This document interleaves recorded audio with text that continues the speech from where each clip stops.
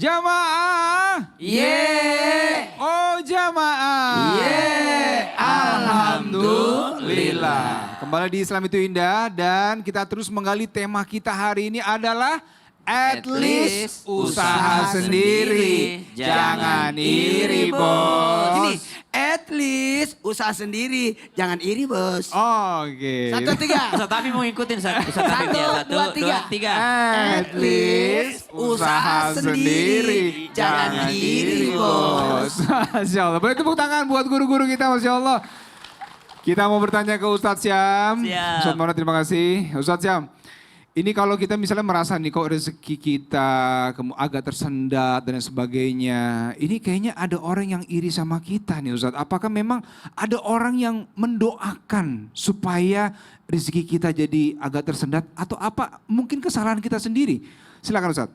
Baik, bismillahirrahmanirrahim. Tapi guruku Ustaz Maulana, Ustaz Afif, para alim ulama, para jamaah yang dimuliakan Allah Subhanahu wa taala. Lagi-lagi yang tidak lancar rezekinya, sibuklah untuk memperbaiki amalan-amalannya.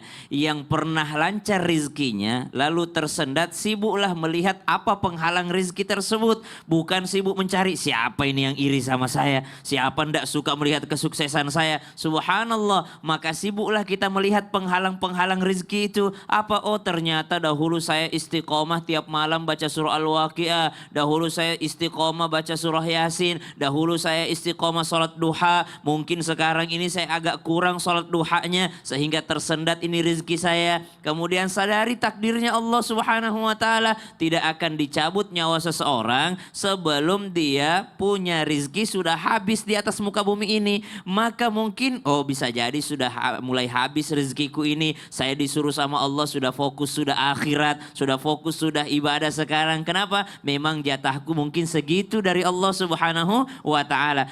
Maka ada ilmu tauhid yang kita tanamkan di dalam hati kita. Kemudian subhanallah, ibu tahu nggak bu, orang yang paling sulit digoda oleh syaitan itu adalah orang yang senantiasa memperbaharui, mengupgrade ilmunya. Tapi kalau orang yang tiada ilmu itu gampang sekali digoda oleh syaitan. Nih, berzikir bagus gak bu berzikir? Baca Quran bagus gak bu? Baca Quran. Tapi kalau lagi ada ceramah, lagi pengajian orang, ada guru ngajar fikih, ngajar ini, lalu ada yang baca Quran di belakang. Karena tidak ada ilmunya, dia pikir baca Quran bagus. Padahal lagi waktunya mendengarkan ceramah, bukan waktunya baca Quran. Ibu lagi diomong sama orang tua, ibu punya anak bu? Lagi ngomong sama anak, lagi ngomelin anak, kamu itu begini-begini, tiba-tiba anaknya buka Quran. Bismillahirrahmanirrahim. Sopan gak? Baca Quran bagus gak? Bagus, subhanallah. Tapi bukan waktunya. Orang tuamu lagi ngomong sama engkau, subhanallah. Itulah kenapa orang yang tidak ada ilmu gampang sekali digoda sama setan. Sedikit-sedikit, ini orang pasti doain saya keburukan, makanya rezeki saya tersendat. Ini orang pasti iri sama saya. Kenapa? Tiada ilmunya, subhanallah. Maka kalau ilmu itu ada, senantiasa bermajelis ilmu, senantiasa membuka bagaimana ilmu tauhid itu, bagaimana kita yakin akan pemberiannya Allah dan pembagiannya Allah. Insya Allah kita tidak sibuk melihat kesalahan orang lain. Hasibu anfusakum qabla an tuhasabu. Hitung-hitunglah dirimu sebelum nanti engkau dihitung di akhirat. Maka kita cari penyebabnya. Tidak ada yang lebih menghalangi daripada rezeki itu kecuali dosa. Maka dalam Al-Quran disebutkan, faqultu astaghfiru rabbakum innahu kana ghaffara. Istighfar dulu yang diperbanyak karena Allah Maha Pengampun. Kalau sudah istighfar, Allah sudah ampuni. Yurusilis samaa alaikum midrara wa yumdidakum bi amwal. Allah tambahkan harta wa banin. Allah tambahkan anak-anak. Pengen banyak harta? Pengen banyak anak?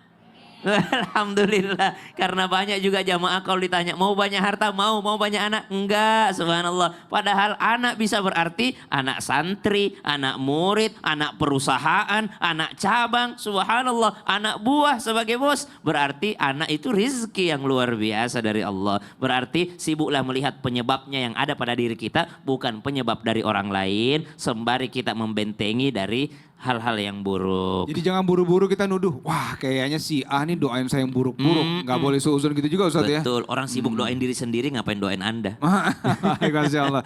Jadi fokus sama diri sendiri Ustaz ya. Siap. Baik, boleh tepuk tangan buat Ustaz Syam. Terima kasih banyak Ustaz. fokus kepada perbaikan diri sendiri. Sekarang kita masuk langsung ke segmen curhat dong Ustadz. Iya, kami curhat. Siapa yang mau curhat Ibu? Yang mau curhat siapa? Siapa? Baik. Sebelah sini boleh. Ibu boleh, silakan. Ya, maju ke tengah sini Bu, sebutkan nama, dari mana dan apa yang mau dicurhatkan. Silakan Ibu. Assalamualaikum warahmatullahi wabarakatuh. Waalaikumsalam warahmatullahi Nama saya wabarakatuh. Ibu Suparni dari PEC Muslimat NU Sumatera Selatan Palembang. Masya Curhat Allah. dong Pak Ustadz. Iya.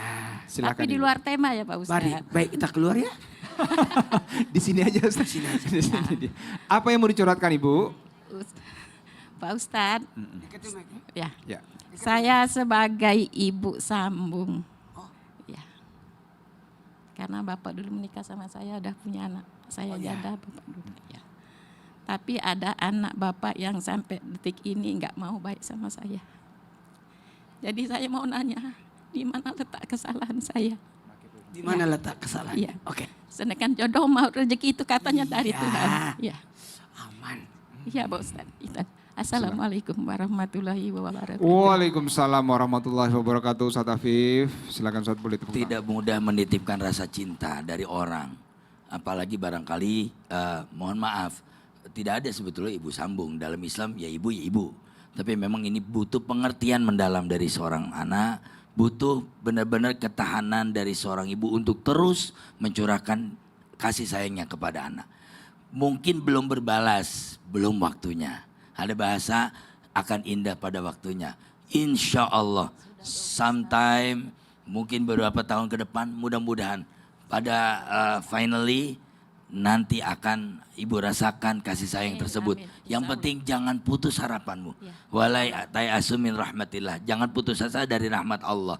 Mungkin rahmat sang anak belum kau dapatkan, kasih sayang anak, betapapun kita mencurahkan, agak berat barangkali si anak tersebut karena kehilangan dengan yang pertama, kemudian dapat orang baru bagi dia.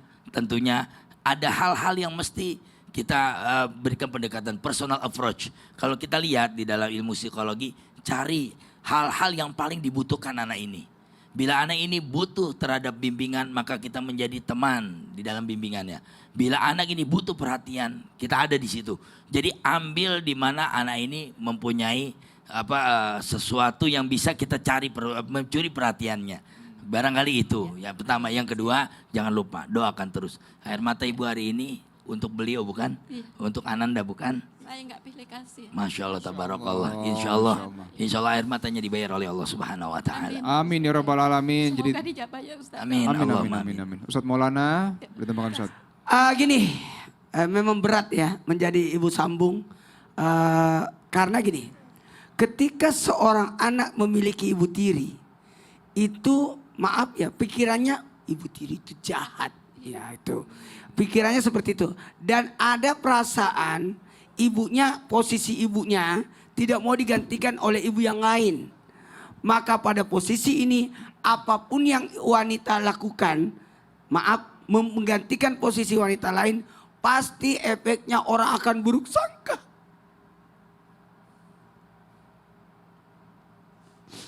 Dengerin baik-baik. Buat semuanya, ibu tiri dimanapun berada, apapun yang terjadi, tetaplah berbuat baik. Tetaplah jadi ibu. Berusaha selalu. Meskipun, ingat ya, meskipun penerimaan orang yang kita kasih, dia tetap jahat. Karena gini, mohon maaf ya, pikiran kita dengan pikiran anak tidak sama. Tidak sama. Makanya memberi itu harus ikhlas. Tapi menerimanya harus ridho. Coba Bu, siapa anaknya? Siapa nama anaknya? Anak tirinya? Yang bungsu. Tahu. Dulunya dia baik sekali sama saya. Nurut dari kelas 6 SD dia Iya. sampai dia tamat SMA. Karena mungkin selama ini dipengaruhi yang besar-besar Ya, lah ya. ayo, siapa aja, enggak apa-apa. Assalamualaikum Rudi. Ini Ibu Ruth. Rudi di Medan kan sekarang Bu. Ibu kangen Ruth. Main perut ke Palembang. Tengok ibu ya. Ibu kan lama dulu sama ibu, Rudi tinggal sama ibu di Palembang. Ya, bapaknya nggak ada. Mohon maaf ya Ustaz. Enggak apa-apa. Itu real memang Ngomong aja, kejadian. ngomong aja. Ya Rudi, ibu kangen Rud. Ya kalau mau pengen ke Palembang bilang sama ibu ya Rud. Masya Allah. Ya. Baik. Semoga situasi kondisinya semakin lebih baik ya Bu ya. Kita doakan yang Amin, terbaik. amin, amin. Tadi Ustadz bilang juga terus kita doakan yang terbaik. Dan sekarang Ustadz Syam ada kata-kata terakhir yang mau sampaikan Ustadz. Hati-hati dengan iri hati karena iri hati hanya permulaan. Setelah ada iri hati akan ada kesombongan, akan ada buruk sangka, akan ada merasa diri lebih baik daripada orang lain. Maka berhati-hatilah terhadap iri hati. Berhati-hati dengan iri hati. Baik.